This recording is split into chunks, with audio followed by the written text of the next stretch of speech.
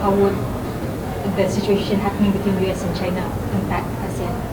When we listened to the Prime Ministers yesterday and the ministers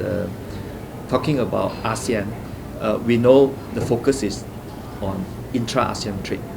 because there are opportunities in many areas.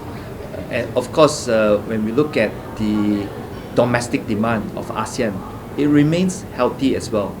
Countries like Malaysia, we are benefiting from rising tourism activities, and therefore that basically forms a component of Malaysia's domestic demand. Similarly, we are seeing ASEAN region as a whole cooperating, coming up with possible steps to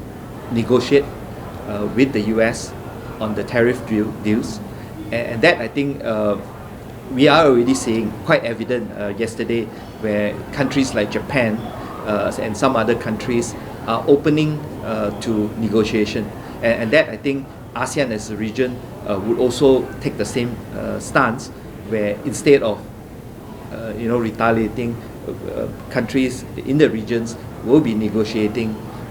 with the US, and therefore hopefully some positive outcome from the negotiation, and the tariff that has been imposed on Malaysia possibly could be reduced as well. But nevertheless, I think looking at the current scenario where there are talks about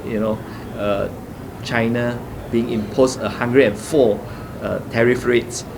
effective from today, that I think where we will continue to see some countries in the region possibility of benefiting, where some of the goods may be exported from the other ASEAN countries and not from China, that would maybe escape that 104% tariff. But having said all that, I think right now situation still remains uncertain, and therefore the expectation here is that tariff does not really cause recession, but the uncertainties surrounding the tariff cause recession in the US and also possibly in the global scenario. But nevertheless, having said all this, I think we are still optimistic that Malaysia will escape recession, partly because Malaysia has a very strong fundamentals in terms of domestic demand, and because of that, exports with a diversified markets,